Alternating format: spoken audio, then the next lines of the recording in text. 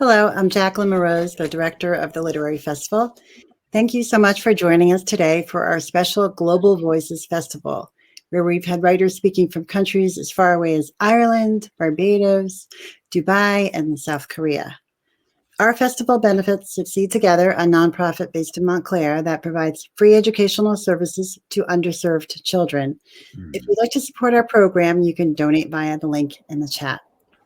I want to thank all our volunteers and festival sponsors today, including Rayo's Homemade, Ameriprise Financial, West of Hudson Realtors, as well as Watchung Booksellers. I also want to thank my friend Debbie Lansing for introducing me to Andrew Motion. If you have a question for today's speakers, you can click on the Ask a Question bar on the bottom right of your screen.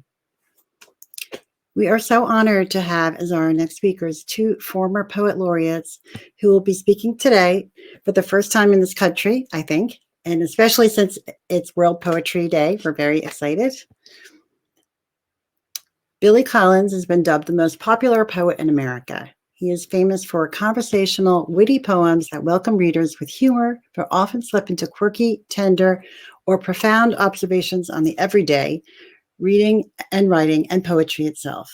His level of fame is almost unprecedented in the world of contemporary poetry. His readings regularly sell out. He served 2 terms as the U.S. Poet Laureate. His latest book of poems is Whale Day and Other Poems. He will be joined today by former UK Poet Laureate Sir Andrew Motion, a poet, novelist, and biographer. He was Poet Laureate in the United Kingdom from 1999 to 2009. He founded the Poetry Archive, an online resource of poems and audio recordings of poets reading their own work. He is known for narrative poems that often take up historical events in a meditative mode. He has said of his own work, "I want my writing to be as clear as water. I want readers to see all the way through its surfaces into the swamp." His latest collection of poems is titled Randomly Moving Particles. He is the Homewood Professor of the Arts at Johns Hopkins University. Billy and Andrew will be in conversation together today without a moderator. They will read some of their poems, talk, and read a couple more poems, and then I will come back at the end to ask audience questions. Welcome to both of you, and thank you so much for being here today. You're very welcome. Hello, Andrew. Hi, Billy. Very nice to be doing this with you. Likewise. Now, are you starting? You're going to start. Okay. Start Alpha and Omega. Well, it's very good to be here. I just was made aware that it's World Poetry Day, not just my poetry day or Andrew's, but it's a global experience. So we thought we're going to talk about our poetry, and we each have a new book out, fairly new. Andrew's book, Random Moving Particles, and my book, Whale Day, and the paint seems to be still a little wet on both of those books. So we're going to mostly talk back and forth about those 2 books and how we wrote them, etc., and a little gentle mutual interrogation. But before we do that, we thought we would each give you a sample of each book. And I'm going to start and read for a little bit, just about 10 minutes, and then Andrew will also read, and then we'll have a chat. I'm going to start, the book is called Whale Day, and I'm going to start with the first poem in the book, and it's called Walking My 75-Year-Old Dog. She's painfully slow, so I often have to stop and wait while she examines some roadside weeds, as if she were reading the biography of a famous dog. And she's not a pretty sight anymore, dragging one of her hind legs, her coat too matted to brush or comb, and a snout as white as a marshmallow. We usually walk down a disused road that runs along the edge of a lake, whose surface trembles in a high wind and is slow to ice over as the months grow cold. We don't walk very far before she sits down on her worn haunches, looks up at me with her rheumy eyes. Then it's time to carry her back to the car. Just thinking about the honesty in her eyes, I realize I should tell you she's not really 75. She's 14. I guess I was trying to appeal to your sense of the bizarre, of the curiosities of the sideshow. I mean, who really cares about another person's dog? Everything else I've said is true, except the part about her being 14. I mean, she's old, but not that old. And it's not polite to divulge the true age of a lady. So we give her a little respect at the end there. And here's a poem involving a number of animals. It's called Life Expectancy. On the morning of a birthday that ended in a zero, I was looking out at the garden when it occurred to me that the robin, sorry, I don't know if anybody can hear that. Sorry. Life expectancy. On the morning of a birthday that ended in a zero, I was looking out at the garden when it occurred to me that the robin on her worm hunt in the dewy grass had a good chance of outliving me, as did the worm itself, for that matter, if he managed to keep his worm head down. It was not always like this. For decades, I could assume that I would be around longer than the squirrel dashing up a tree, or the nightly raccoons in the garbage, longer than the barred owl on a branch, the ibis, the chicken, and the horse, longer than 4 deer in a clearing, and every creature in the zoo, except the elephant and the giant tortoise, whose cages I would hurry past. It was just then in my calculations that the cat padded noiselessly into the room, and it seemed reasonable, given her bright eyes and glossy coat, to picture her at my funeral, dressed all in black as usual, which would nicely set off her red collar. Some of the mourners might pause in their grieving to notice, as she found a place next to a labradoodle in a section of the church reserved for their kind. That's the kind of church I would like to go to. And I think I wanted to just use the word labradoodle in verse.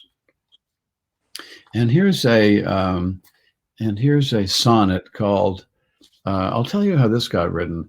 I was thumbing through the collected poems of Elizabeth Bishop, and on facing pages, she has 2 poems. One's called Sleeping on the Ceiling, fair enough, and the other one's called Sleeping Standing Up. And I thought, interesting, but I thought I might add a more reasonable approach to this. And so my poem is called Sleeping on My Side, and it's a sonnet. Every night, no matter where I am, when I lie down, I turn my back on half the world. At home, it's the East I ignore, with its theaters and silverware, as I face the adventurous West. But when I'm out on the road in some hotel's room 213 or 402, I could be pointed anywhere, yet I hardly care as long as you are there, facing the other way. So we are defended in all degrees, and my left ear is pressing down as if listening for hoofbeats in the ground. And I'll finish with another fairly short poem called Safe Travels. I hope you know what a snood is. Well, actually, I don't hope that you do, but you might know. It's a woman's hair net that women would gather hair, and some of the lads wear them today as well as their hair gets longer. This is called Safe Travels.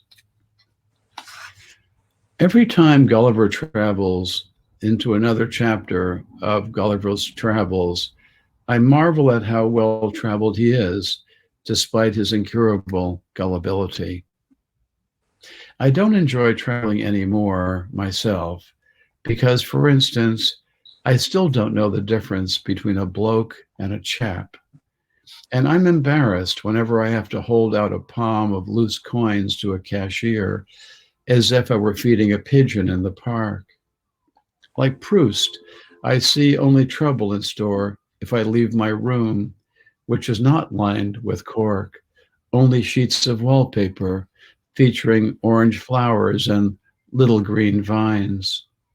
Of course, anytime I want, I can travel in my imagination, but only as far as Toronto, where some graduate students with goatees and snoods are translating my poems into Canadian.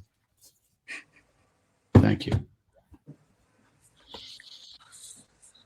It's hard not to feel that I'm interrupting somehow, and I felt so involved in what you were doing there, Billy. But it is my turn, so I will gratefully take it. But just to say again what a treat it is to be reading with you. Thank you for allowing this to happen, and thank you, Jackie, very much now off our screen for inviting me. And thank you, invisible audience, wherever you are, truly scattered around the world, so we've been led to understand. It's very nice to be in your virtual presence. And as Billy was saying, we both have new books out in the recent past, and mine is called Randomly Moving Particles.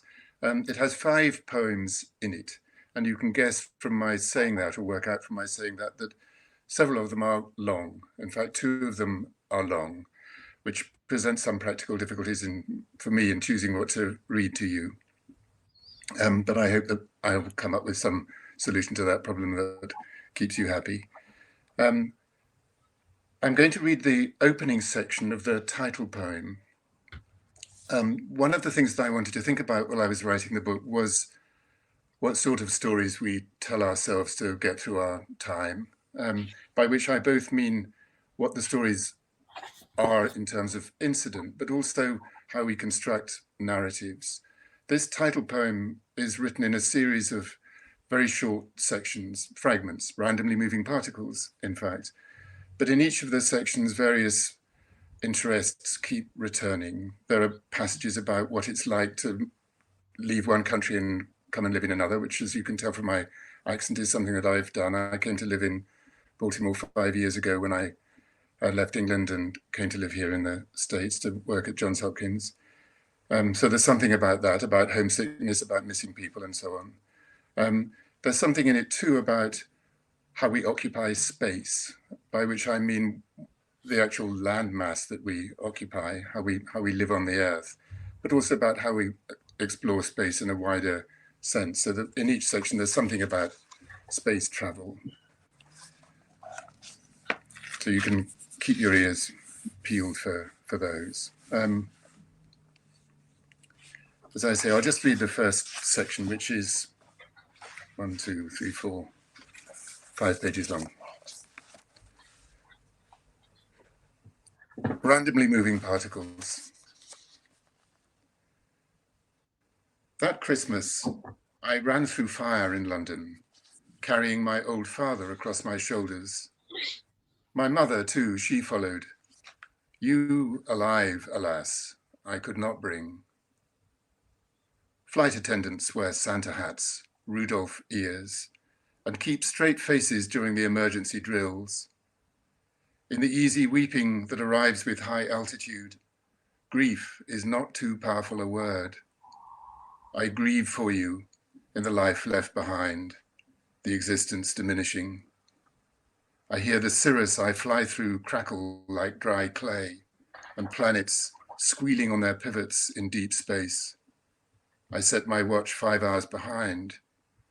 Eventually, I sleep. The Maryland coast below my plane losing height.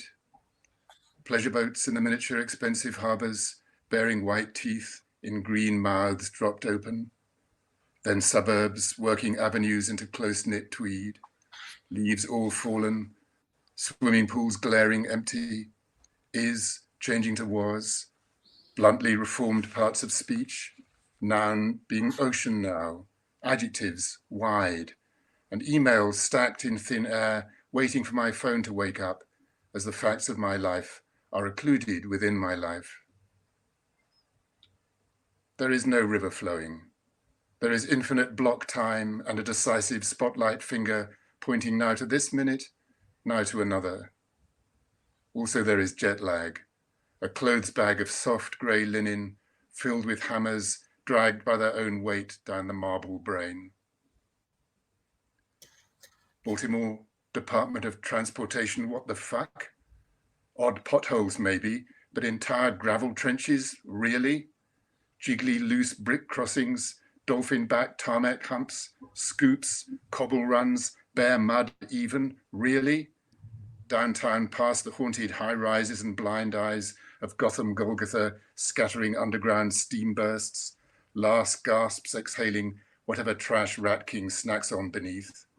Concrete and fenders, gravel titbits, knocked off exhausts, until finally out and through into widening brighter light, I go with gorgeous silvery Chesapeake sky overreaching. Snow begins, deploying blank pages to make clear the wind's advances, paw prints and strangers, never you close. The second day in my life I shall not live through entirely, the hours less than 24, is beginning when I would like to be told. My shadow has severed its ties and taken off over the whiteness arriving. I am not afraid. A point continues when it has no other part. 4 billion miles from the sun, making it the most remote planetary flypast in history. New Horizons has surveyed Ultima Thule from a distance of 2,200 miles.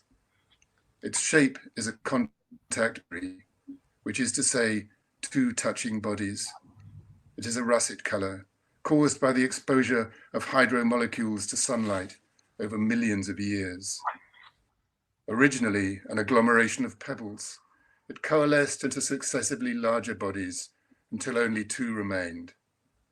These gradually traveled towards each other and merged in a walking speed kiss, more like docking than collision.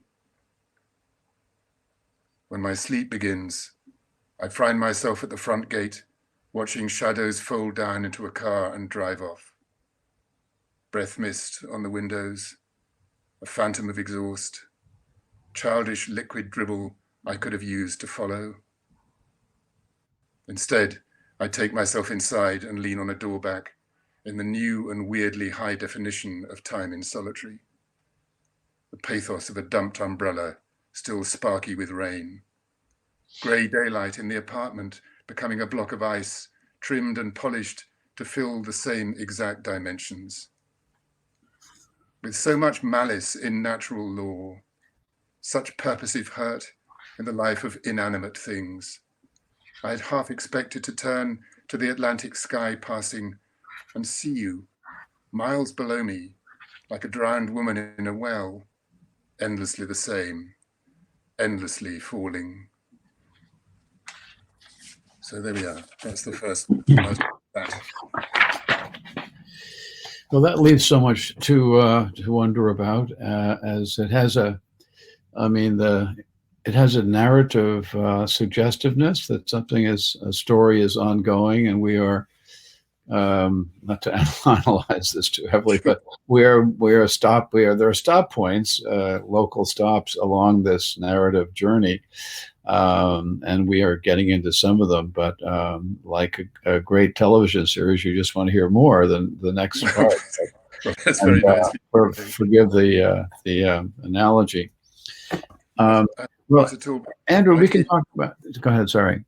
No, you please. I was only going to say that leads me to want to talk to you about storytelling. I mean, characteristically, your poems do tell a sort of story. I mean, very often one full of hints and whispers, so that we don't know the whole panorama of things that there are to be said. But is that something that forms an important part of your thinking when you're planning poems? How to deal with the narrative element in it?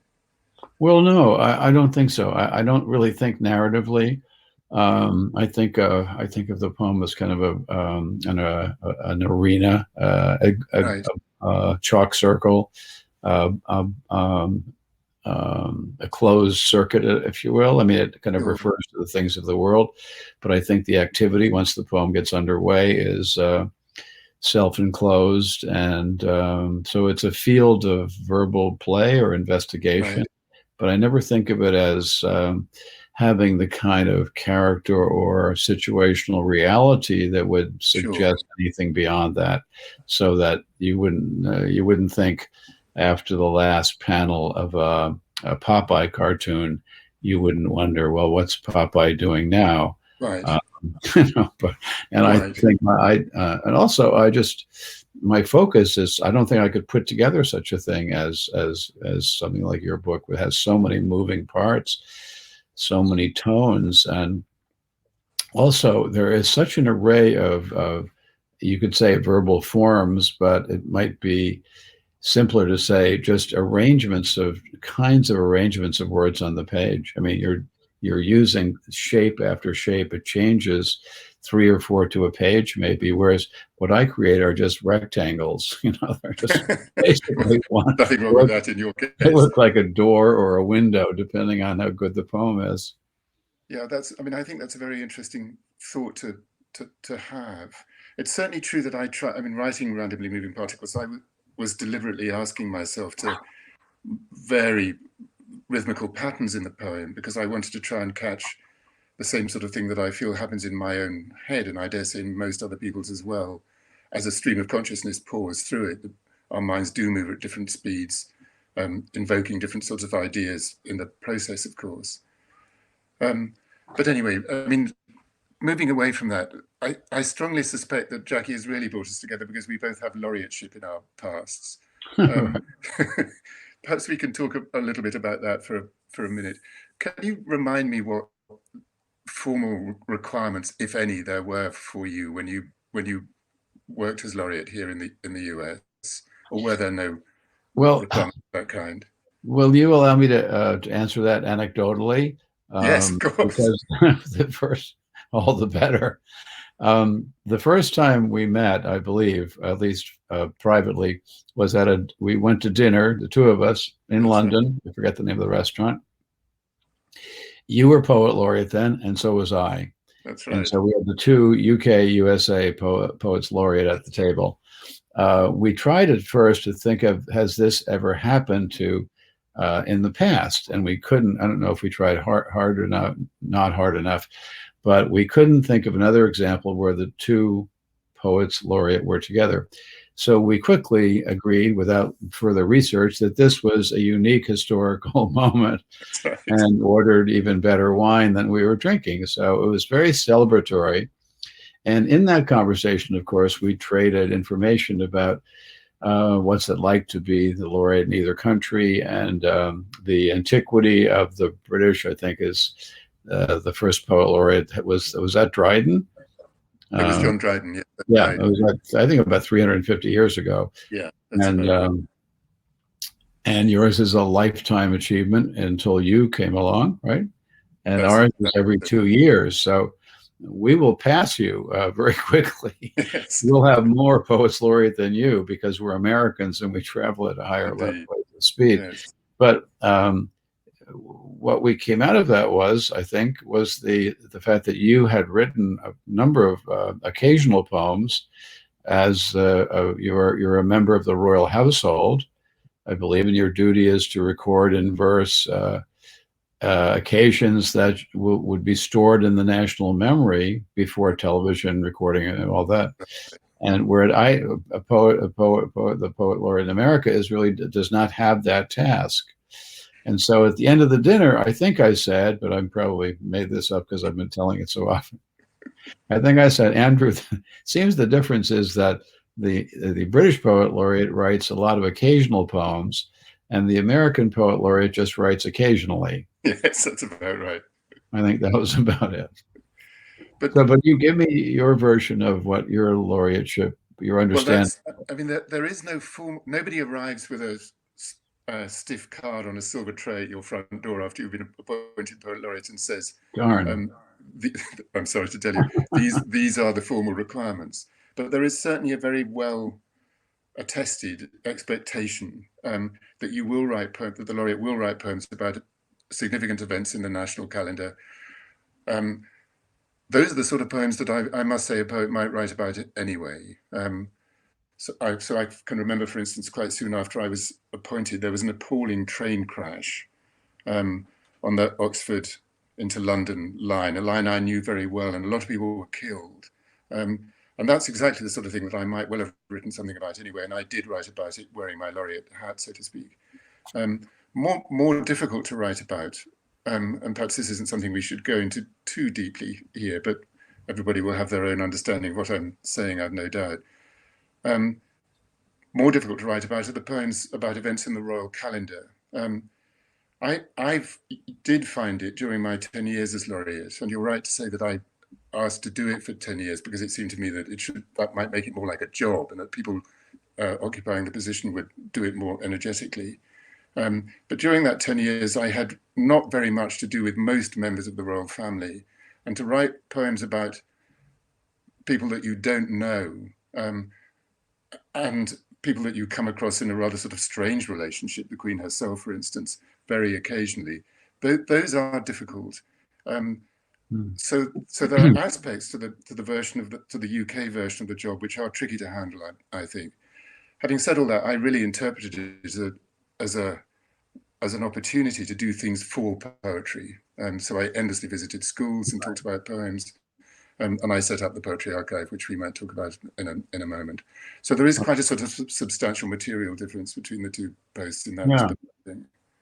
Well, I think even if you're writing about the death of the monarch or the opening of a bridge, either something trivial or monarchical and historically significant, the occasional poem still, to me, when I've only written a couple, is a kind of claustrophobic experience. Right. Yeah. Because you have very limited imaginative leeway. Absolutely. To drift into all sorts of personal associations, which are always the thing that steams up a poem for me. That's right. You really have to stay on topic. And I know and remember writing essays in school, and the teacher would write, you're off the topic. And but the great thing about writing poems is you throw the topic out the window and off you go. Yes, tell all the truth, but tell it slant. It's a difficult line to follow when it seems to be Emily Dickinson's advice, good advice for a poet, bad advice for a politician, good advice for a poet. Right. You have to tell it straight, not slant. Yeah, quite exactly. Cough. Tell me about, I wanted to ask you about the tone in your poems. It seems to me that I share your resistance, as you gather, to being told what to do in poems. But over the years, and very much so in the new book, you've got a tone which is wonderfully sort of elasticated, as though almost anything could be, in theory, could be copy for you, could be material for you. Can you talk a little bit about that? Well, I try to have a very straightforward voice in the beginning of the poem, which is simply put conversational and not asking really much of anything in the beginning. And I like the poem then to develop in such a way that the poem asks a little more. It could get surrealistic, or it could get hallucinatory, or just odd. I mean, why would you lie about the dog's age, for example? And the big thing of that. But at the same time, I want the poem to travel to this other kind of dimension. Yes. But I try to keep it fairly like talk. And I know I've got a lovely guy. His name is Franco Nassi. He's an Italian translator professor, and he's translated a number of my books, and we've read together in Italy and all that. When he started translating my books, I said to him, I think I should be pretty easy to translate. My language is straightforward. I write in sentences. It's not experimental. And he said, oh, all that is fairly easy. He said, what's difficult is the tone.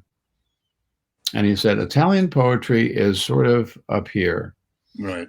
And then street poetry is down here. Yeah. And you're somewhere in the middle. Yeah. Right away, I trusted him, because make those tonal adjustments. Right. And it's so critical in translation. Yes.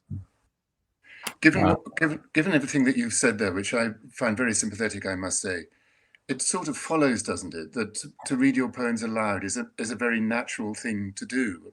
I mean, if one's talking about a conversational tone, then you must care very much as you're writing the poems about how you arrange things so as to keep that conversational tone steady through the poems. Well, yeah, I think they're easy to get into. I mean, I really don't like the word accessible because it seems to, but I like the word, I like substitute words like hospitable or invitational. Exactly. So that I try to write the beginning of the poem where no reader can kind of question that or doubt it. I mean, it's just easy to get into. And then more difficult things will start happening. Indeed. But I find it, I mean, and getting back to your book a little bit, that there is such, there are some horrifying things in your book. I mean, the second part of it about Major H is about literally the Afghan war. Yeah. And mythologically a descent into the underworld. Yes. And I'm not giving too much away here because there's No, no, I'm very and grateful then to you. a kind of revenge, horrifying event at the end. But there's always play. There's always play in the language, and I would point out one tiny thing where there's a lot about ammunition and roadside bombs, and one fellow trips over a tripwire. So right away you're punning a little bit on tripping over a tripwire, and then his name is Sammy, and it says Sammy for his neck trick, tripping over a tripwire, the oldest in the book. Sammy with his 2 good feet, both running off for good. So that pun on his 2 good feet running off for good. So that's what really, I think, makes the book so interesting, that you never get, although you're dealing with very extreme states of mind and extreme and war and revenge and descent into the underground and bringing one's mother back to earth and quite amazing events. But the language is always has a witty way of proceeding. You never lose track of the fact that that language is an amusement park of double meanings and that. So that good. I'm very glad you felt that. I mean, what the structure of the poem owes a lot to Euripides' play about Hercules. I think I grew up with the idea that Hercules did his labors, the famous labors, as a kind of punishment, after which he would go off and lead whatever life he led at the very end. But in the Euripides' play of Hercules, he's actually already underground at the beginning of the play, and comes back above ground to find that his kingdom has been usurped and his wife is about to be dragged off by some invading person. And true to Herculean form, he dispatches the invading person and then goes mad and is actually visited by the figure of madness, and murders his wife and their children. And what interested me about that, given that I was already thinking about the levels of violence in America, which of course was a new thing for me to have to think about firsthand, I mean, living on the same landmass, was that there was something absolutely unexplained about this, a sort of a kind of insanity about it, which I thought that might allow me to think about violence in certain ways in the poem, and that's what I tried to do. Mm-hmm. Right.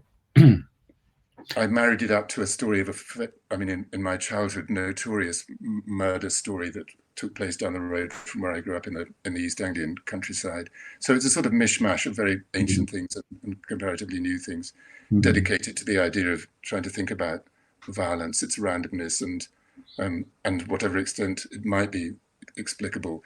But the fundamental point that you're making here about how despite and because of the grisliness of subject, the burden is always on us as writers to keep things animated, on language on its toes, spirited, all those kinds of things. It was very much with me. It should at least be interesting. Yeah, quite. Otherwise, why is anybody going to bother? Well, I think you wear your Greek mythology lightly also. I mean, it's here, Yeah, And what is the term? Carabasis, is it? something like that. Yes. Yeah, Yes. going Yes. close enough. Yes. Trip into the underworld, which is a deep experience and deep convention and all Yes, sorts of indeed. literatures. But also, I want to get back to looking at these set pieces, if you will. And there's one about, uh, I think it's a Major H. It's in the last part of the book, and he's sort of the hero of it. Right. And he strikes these military poses. There's a lot of kind of describing him as on a promontory almost, or looking at his troops and that kind of thing, and Exactly. looking every bit the part. And then there are sequences of what's around him, landscape and warfare and all these other things. So, but would you mind looking at page 78? No, I'm glad to look at page 78. You can't say no. Putting me on the spot here. There's this little point where a guy on a bicycle, That's right. He's a who's been wildfowler, shooting isn't birds, he? just Yes. pedals past him. Would you mind reading that? Because it's such, um, I don't know, it's just such a real moment. Well, you're very nice. Very nice to ask. I hope I'm not going to stumble through it. Yes, he's the Major H, who is the sort of major character in the poem, has been bumbling around, half underground in the underworld, half above ground. He's now walking back to his house where he's going to have his murderous fit. And on the way, he passes or is passed by this wildfowler riding his bike. And so now, what's just, maybe it's just me. What's a wild fowler? Just somebody who goes after wildfowl. I mean, a shooter of ducks and Okay. geese as they come in. So this guy has been lurking around, unnamed guy has been lurking around in the half-light, shooting at birds. Oh, and for good measure, one really substantial sideways swerve, thanks to the same wildfowler now pedaling past, spaniel trotting to heel, no light on his bike, no bell, shotgun across his back, cowboy style, 3 or 4 brace of glamorous mallard and others, glossy wax drops dangling from the handlebars, meaning to holler, but actually mumbling rather, the strap of his waterproof hat a bit between his teeth. Good night, Major H, safe home, although no word for his mother, who in her floating slide at his side might just as well not exist. At this point, Major H has fished out of the underworld his dead mother. And the mother's a ghost at that point. And the mother is a ghost, and the mother has come back to the surface of the earth with him. And actually, it's mainly due to her example. She persuades the Major H that death is better than life, to put it at its simplest. And this is a major contributing thought to his going berserk at the end of the poem, as he does. She's his accomplice. She is really. She's his silent accomplice, Inspiration. who has corrupted his mind into thinking that life is too difficult, and a state of sort of semi-consciousness or actual unconsciousness might be preferable. But as I say, the sort of deep background to this was really coming to live in the States, and for the first time in my life, living in a country where there were a lot of guns around, and where turning on the news and seeing massacres is a horribly regular experience, and so on. I mean, not that it doesn't happen elsewhere, but to come closer to all that was very shocking to me. Still is very shocking to me. Well, that was a wonderful. I made a lot of check marks and such. Well, I'm very grateful. But there's a man with his dead mother who's been brought back from the underground, from the underworld, and the underground, and there's this guy with the ducks, and the ducks are described perfectly, and the no bell and no no light. But you do similar sorts of things on page after page too, of grounding. I mean, to use the language of that one often uses during teaching, grounding the big thoughts about life and death and the whole damn universe, etc., in little details, and without. And I'm sure you would agree with this, that without those little details, these larger abstract thoughts just fly off into the empyrean, and nobody ever catches up with them. Absolutely. So you need the visuals. I mean, the images. You need, teapot and petunia and dark break and swimming pool and all that stuff that's in the what some people call the sensorium. It's all the stuff we see every day. You know, the bookcase, the airplane, the flower, Indeed. and those are the little anchoring points that you can tie your. Otherwise, the dirigible just goes. Floats away. Disappears. Quite. It looks I like mean, I very much agree with you about that. Though having said that, there is a bit of me which has always rather hankered after being the idea of being a completely different sort of poet from the one that I find myself being, which is to say, I'm very interested in poets who think more than they feel in their poems. But I'm very struck as I think of examples of such a poet, for instance, John Donne. I'm very struck by how sensuous they make their thought processes. In fact, Eliot, writing about Donne, actually says, doesn't he, that a thought was a sensation for him. And I think that's probably true of other more sort of, as it were, exegetical kinds of overtly philosophical kinds of poet. I like Coleridge too, as a thoughtful poet. But he says in one line, I think it's Frosted Midnight, makes a toy of thought. That's right. Thought being kind of your brain being your favorite toy. Yeah. So there's that always that playfulness in there. There is, and a very sharp eye for the most humdrum seeming things, bean fields and you name it. I mean, just ordinary stuff. A bee in the bean flower. I mean, there must be poets that you've read in the past who've confirmed your sense of the importance of this idea. I mean, for me, Keats is absolutely crucial in thinking about this stuff. Yeah. Oh, for a life of sensations rather than thoughts. I mean, that from one of his letters, that's a phrase that is always in my mind. And of course, what he doesn't mean is don't think. He means think with your senses, think with your heart. Right. And that's a lesson that I try and relearn every day. We don't quite get that until, John Clare and Wordsworth and Coleridge. We don't get that very close view. It's more thought than sensation. And Donne was always, yoking these images together and making odd metaphors. You never sense that he's out like walking through a field. The way you do with the romantic dawdlers. And that's right.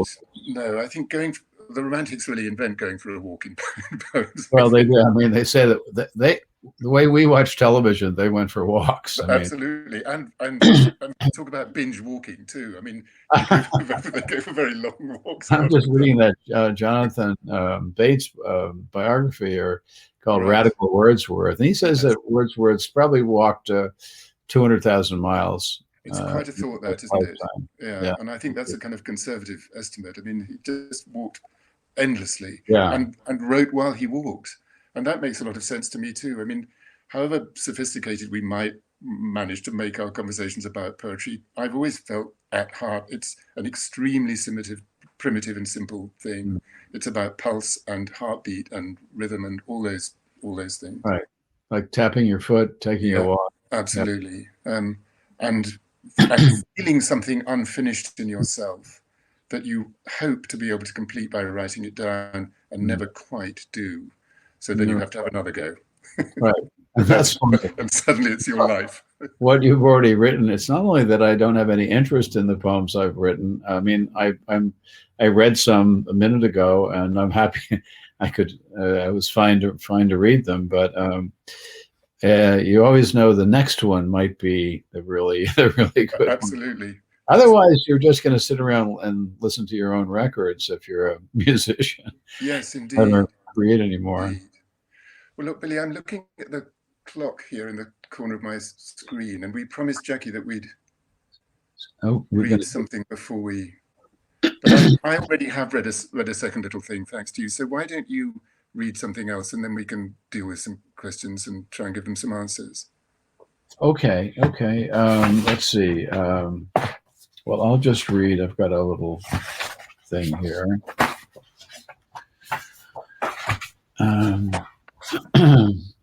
Well, I'll just finish with one poem from. Also, this is a poem from Whale Day. Excuse me, and it's called.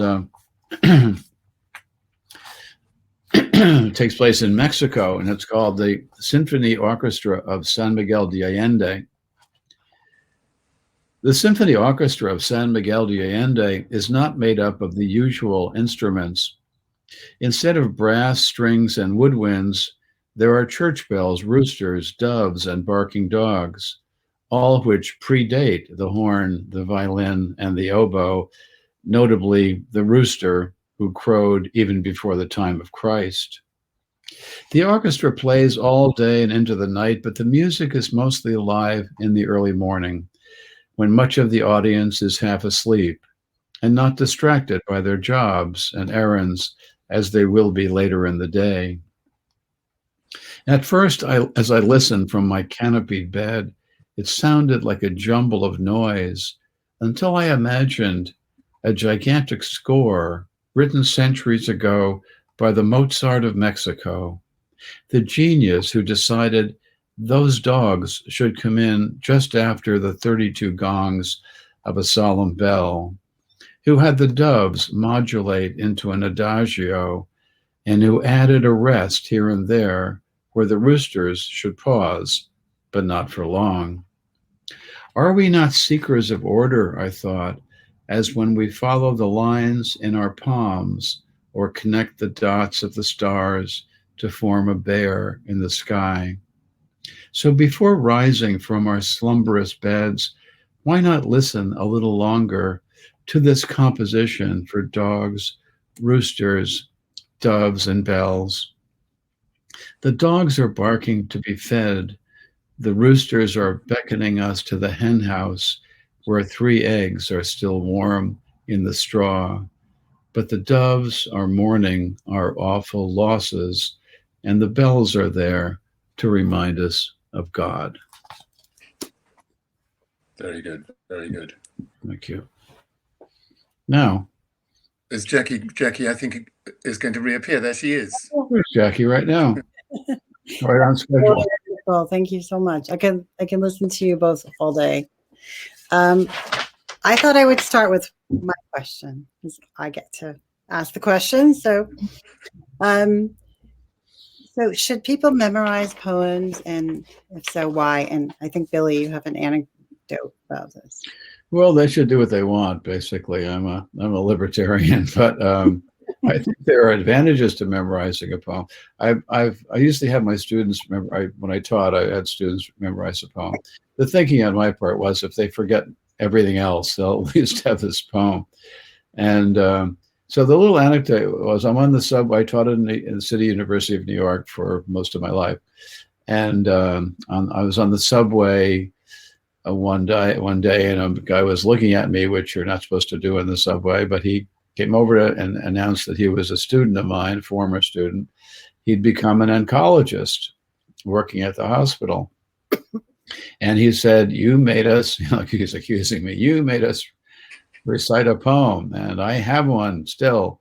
And so he said, here it is. And the subway is making all that noise. And in my ear, he read this Emily Dickinson poem. And that was probably the most satisfying pedagogic experience I've ever had.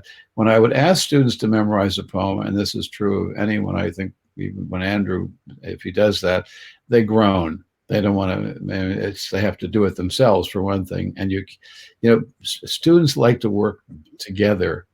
And someone pointed out that the reason that students today don't like to read a lot is not that they don't like literature, they don't like being alone.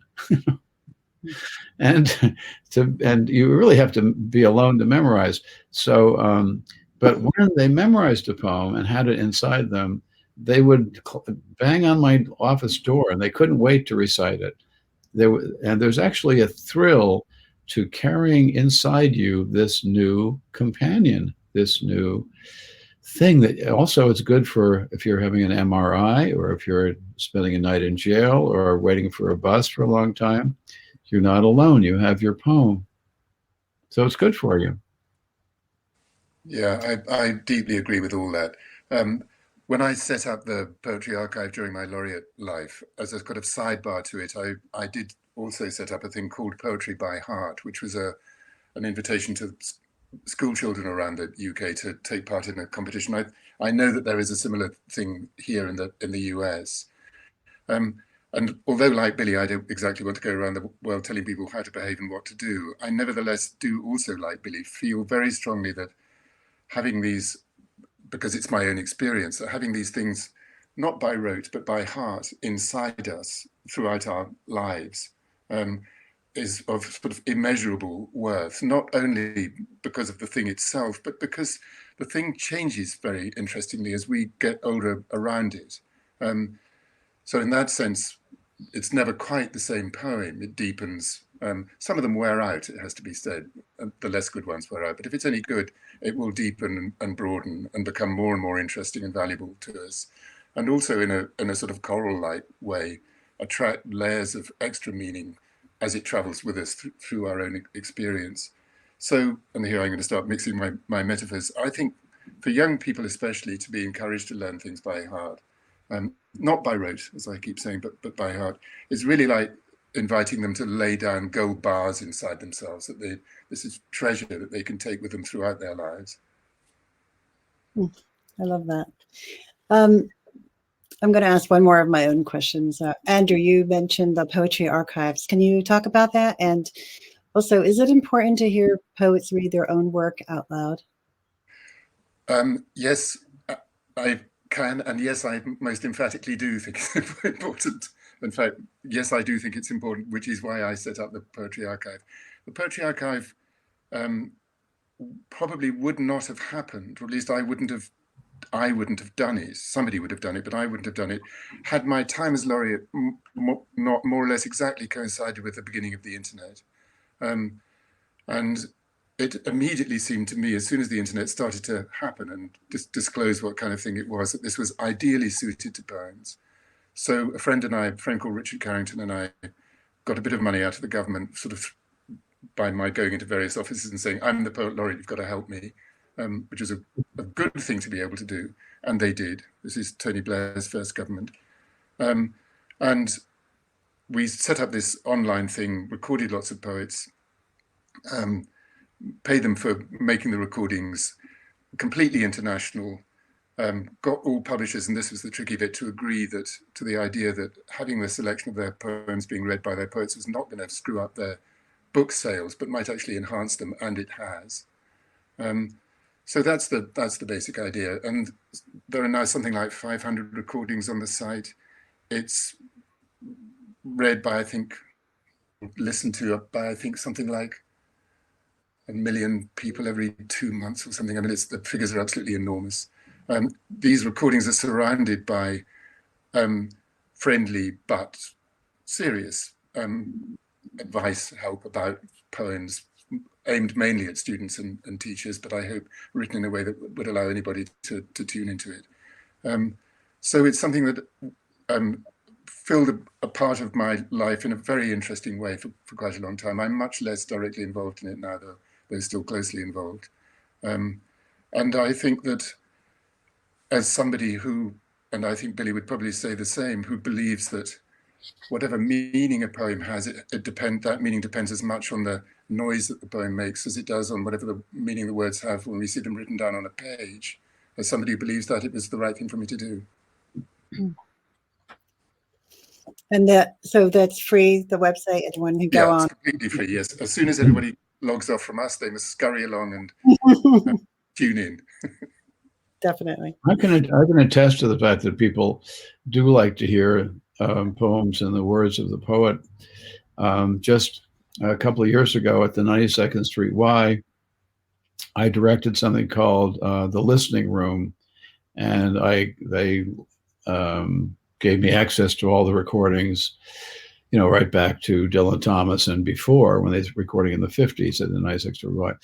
And we had something called the listening room, and people came in and we packed the place, but they just listened. We put some pictures up on the screen so they wouldn't just be looking at nothing, but they sat listening to poems recorded in 1952 and all through the 60s. And it was, everyone had a jolly good time, it seemed. Yeah.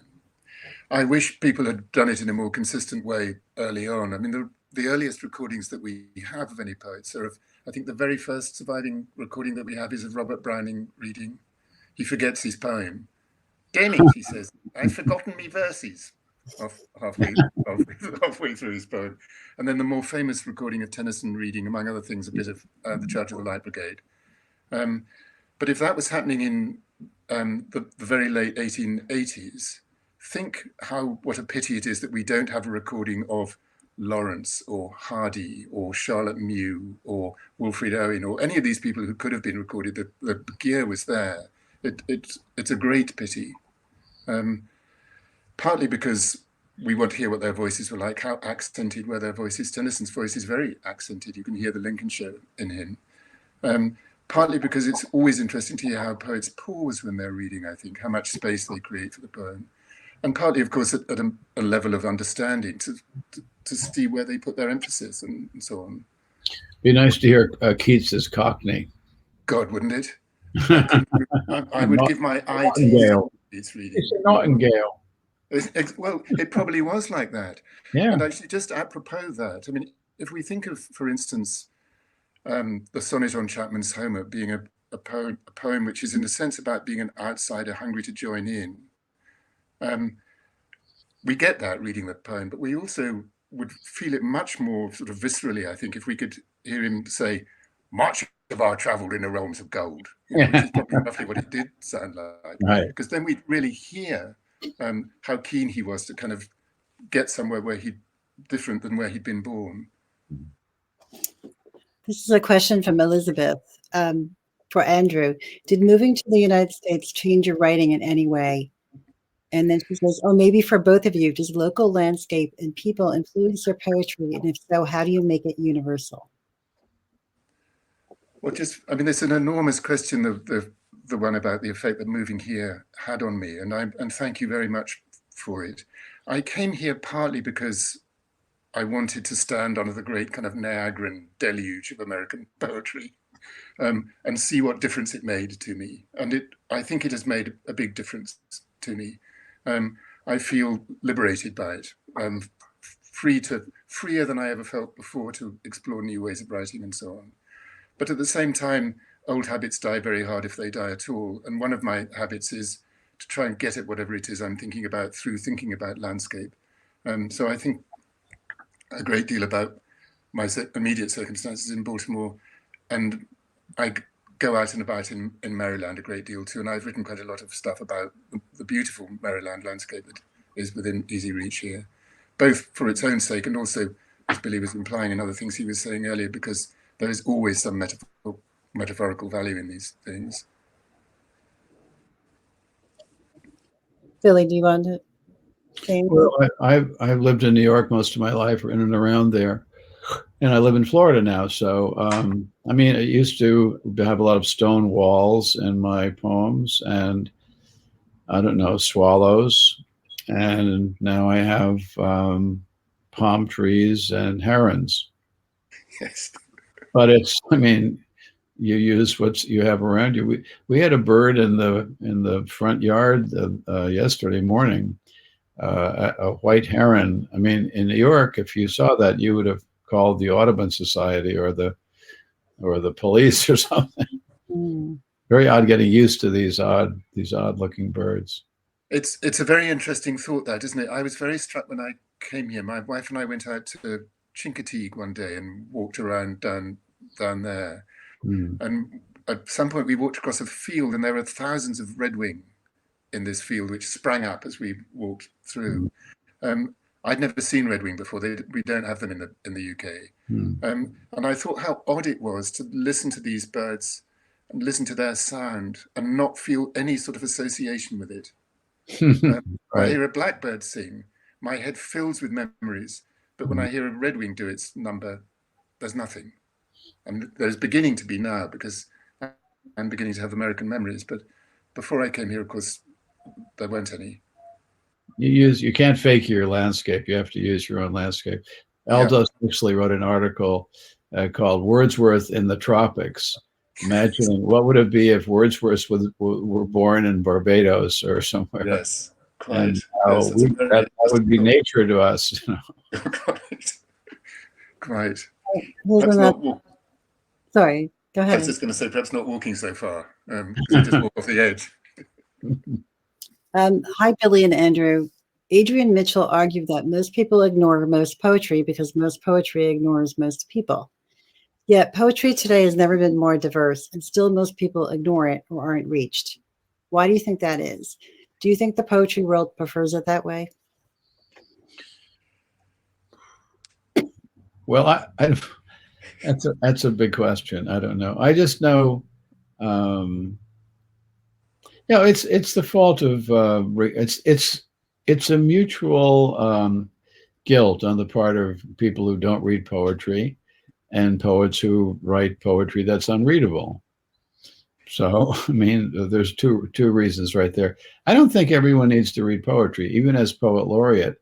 I would never go out and say we all need to read poetry. What I did was start a website and two books called Poetry 180, where I picked the poems.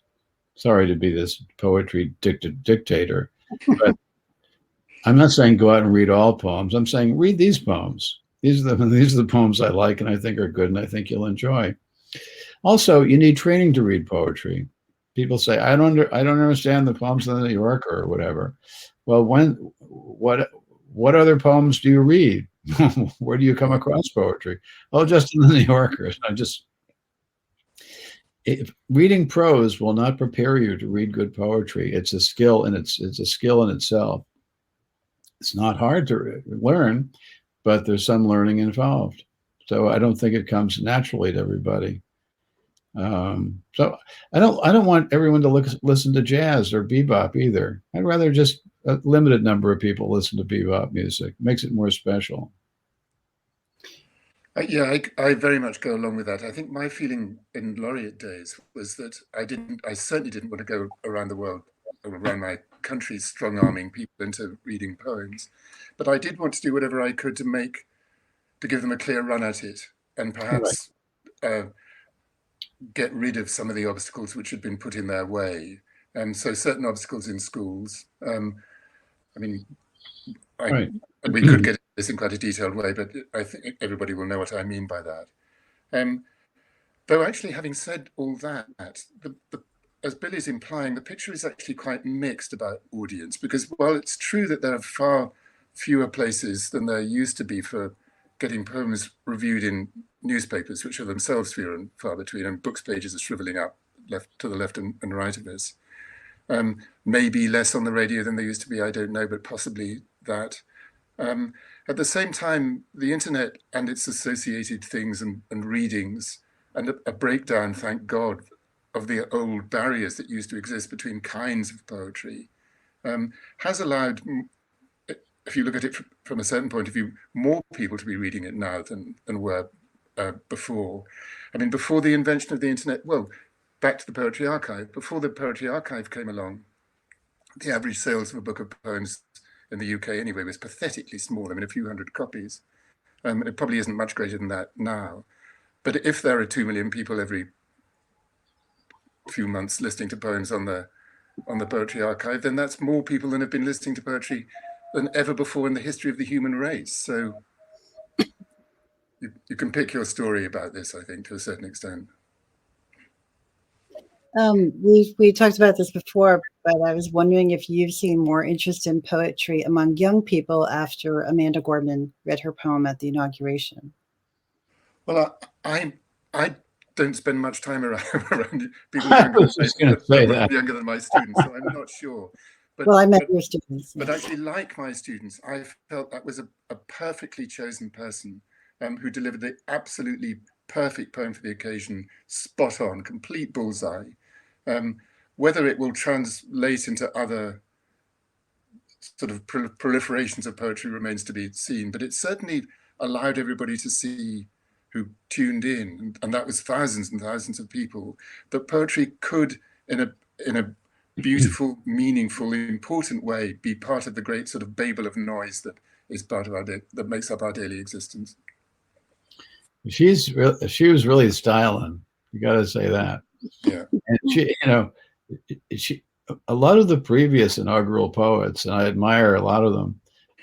It seemed like an effort, and I go back to the occasional poems. I mean, what a hard thing to write, the inaugural poem, not just the size of the audience, but how to play it politically right, and how to, but she seemed to just skate through it very gracefully, great kind of almost Hawaiian hand gestures. And it was extremely entertaining. And I agree with Andrew. It was a great performance. On the page, I don't know. It may be a different poem. I don't know where she's going with it. But for the moment, it just really clicked. That's right. Really enlightened that whole ceremony. And I believe she's the first youth poet laureate. Yeah.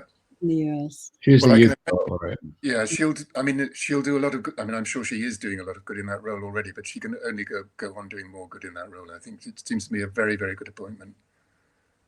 Maybe you should grow up and be an adult poet laureate. Yeah. Like me and Andrew. You don't know. Well, I want to thank you both so much for being here. And Billy, happy birthday. Your birthday is tomorrow. Yes, happy birthday, Billy. Thanks. Thanks to you. It's been a real treat. So please buy their books. The link is in the bottom. And this is being recorded if you want to watch it again later. And thank you both so much for being here today. Thank you, Jackie. With you. Thanks, Andrew. Thanks, Jackie. Bye-bye. Thank you so much, everybody, for coming today. This has been an incredible talk. I've loved it. We have another talk tonight. We'll be talking about Shuggie Bain with actor Alan Cumming and the author Douglas Stewart, and that is at 7:00. Tickets are still available. You can go to our Crowdcast page to buy a ticket. Thank you and have a great day.